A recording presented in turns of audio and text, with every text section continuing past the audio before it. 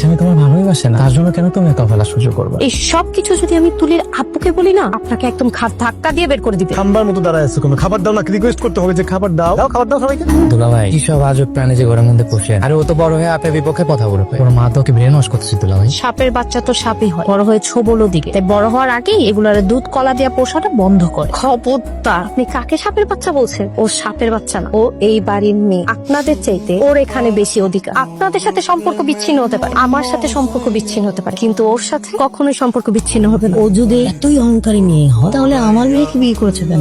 মানে তুমি যদি সুখে থাকো, ভালো থাকো, বউ বাচ্চা নিয়ে, তোমার উপর ওদের এত অধিকার থাকে, খামাখা আমার মেয়েদের জীবন নষ্ট করলে কেন? এত বড় ক্ষতি কেন করলে? এই তুলনা আমি না করছি, আমাদের সাথে কোনো রকম খারাপ ব্যবহার না করতে কেন করলি তুই? একটা কথা মনে রাখিস, তুই আর তোর বাচ্চার এই বাসায় কোনো অধিকার নাই। তুলিকে তুমি অস্বীকার করছো? তুলি এই বাড়ির মেয়ে না? সবাই টেবিলে বসে খাচ্ছে, ও কেন ফ্লোরে বসে খাবে? ওর কি এই বাড়িতে কোনো অধিকার নেই? আমি না হয় তোমার অপছন্দের মানুষ, কিন্তু তুলি, ও কি তোমার অপছন্দের? এইসব সস্তা ইমোশন না আমাকে বলাতে পারবো না। আমি তোমাকে বলেছিলাম যারা শুনতে, তুমি শোনো নাই। এখন তুমি তোমার ভালো দেখো, আমি তোমার দায়িত্ব নিতে পারবো না। যাও। আমাদের দায়িত্ব এখন থেকে আমরাই নিব। এসব নোংরা মানুষদের সাথে একই বাড়িতে আমি থাকতে পারবো না। শুধুমাত্র আমার সন্তানটা যেন বাবা থেকে বঞ্চিত না হয়, এই জন্য এত অপমান সহ্য করছি। কিন্তু যখন আমার বাচ্চাই পরিচয় পাবে না, এই সংসারে থাকার আমার কোনো মানেই নেই। এই সংসারটা আমি মারি। আমি এখনই তুলিকে নিয়ে বেড়ে যাবো, কিন্তু একটা কথা মনে রাখ, আজকে এই বাড়ি থেকে আমার মেয়েটা না খেয়ে বেবিতেছে। দুলা ভাই ওর তেজ দেখছে না? এরকম মহিলা কাকা থেকে তো না থাকাই ভালো। তুমি ওরে তালাক না দিয়ে আমার কেন বিয়ে করছো? তোমাকে বিয়ে না করলে ওকে আমি তালাকি দিতে পারছিলাম না, ওর বাড়ি ছেড়ে যাবেই না। সেজন্যই তো আজকে মুখ থেকে অন্তত নামটা নিয়েছে, আমি বাসা থেকে যাবো। আর এখন তোমার সামনে আমার মা আর ভাইকে যে এতগুলো কথা শোনাইলো, কই তুমি তো একটা কথাও বললা না? বলেছি তো, অনেক কিছু বলেছি, বলি নাই? মা খামতাম, মা খান আপনি। তুমি যখন কথাই বলতে পারো না, আমি কিভাবে খাবো?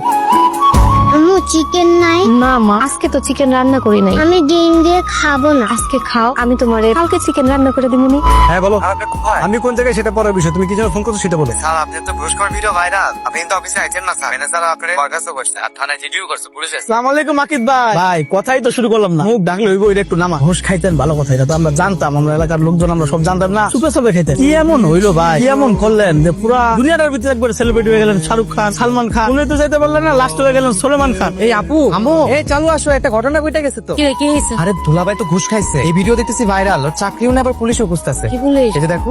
আম্মা এখন কি হবে আমার? কি হবে? এই বাসা থেকে পালাতে হবে, এখানে থাকা যাবে না। এখানে থাকলে দুর্নীতি অপরাধে, তারপরে যে চুরির অপরাধে, ঘুষখোর অপরাধে তাকে পুলিশ খুঁজবে, তার বিরুদ্ধে মামলা হবে, তাকে অ্যারেস্ট করবে, তখন তো আমাদেরকেও ধরবে। আমরা এখানে আছি না, আমি বাবা এই বয়সে থানায় হাজতে যাইতে পারবো না, তোরও সংসার করতে দিব না। চল ব্যাগ গুছা। আমার যা কইছে এটা কিন্তু সত্যই কইছে। ওই বেটা চাকরি নাই, ওর সঙ্গে তোর কি ফিউচার বল? তুই চল তো ব্যাগ খোঁজা। কথা বলিস না, ব্যাগ গুছা তাড়াতাড়ি।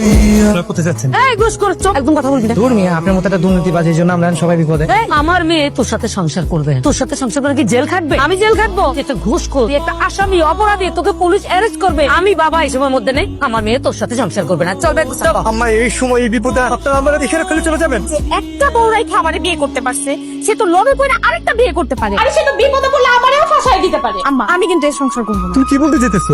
তোমার এখন কোনো চাকরি নাই, তুমি একটা মামলার আসামি, তোমার পুলিশ খুঁজতেছে, তার মধ্যে তোমার যে ভিডিও ভাইরাল হয়েছে, মানুষ তোমার ছিছি করতেছে। আমি তোমার সাথে কোনোভাবেই সংসার করবো না। এই ঘুষখোরের সাথে কথা বলে সময় নষ্ট করা যাবে না, চল তাড়াতাড়ি চল।